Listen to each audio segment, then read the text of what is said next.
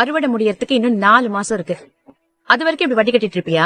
வேற வழி, கட்டித்தானே ஆகணும். சரி வா, நான் உன்னை வீட்டுல கொண்டு போய் இல்ல விடுறேன். வேண்டாம் வேண்டாம், நான் குறுக்கு வழியிலே வீட்டுக்கு போய்க்கிறேன். ஏய் பைரவி, வாட் a surprise.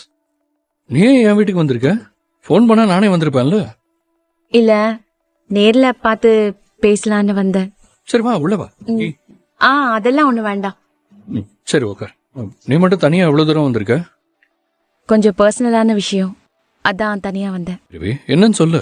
என்னால உனக்கு ஏதாவது ஹெல்ப் வேணுமா? ஆமா சஞ்சய், உன்னை தவிர வேற யார்கிட்டயும் கேட்க எனக்கு மனசு வரல. நீ என் ஃப்ரெண்டுன்றதுனால உன்கிட்ட கேட்கலாமேன்னு வந்தேன். என்ன ஹெல்ப்னு சொல்லு. என்னால முடிஞ்சா கண்டிப்பா நான் அதை செய்வேன். ஆறுமுகம் கந்துவட்டி ராமசாமி கிட்ட 20 லட்சம் ரூபாய் வட்டிக்கு வாங்கியிருக்காரு.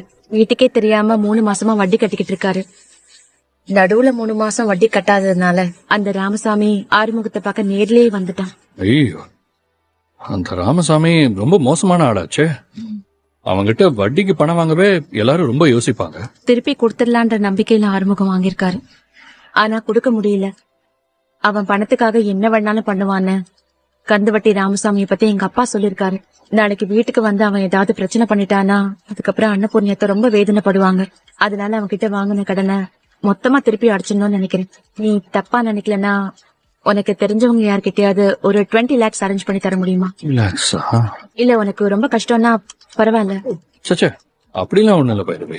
20 lakhs தானே, அது என்கிட்டயே இருக்கு. என்னோட சேவிங்ஸ் அக்கௌண்ட்ல ஒரு 28 lakhs இருக்கும்னு நினைக்கிறேன்.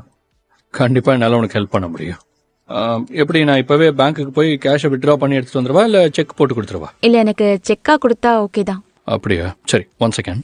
ஒன்னும் எந்த அவசியமும் இல்ல. ஏன்னா இப்போதைக்கு எனக்கு எந்த நீடும் இல்ல. உன் ப்ராப்ளம்லாம் சால்வ் ஆனதுக்கு அப்புறம் எப்போ கொடுக்கணும்னு தோணுதோ அப்ப கூட. தேங்க்ஸ் சஞ்சய்.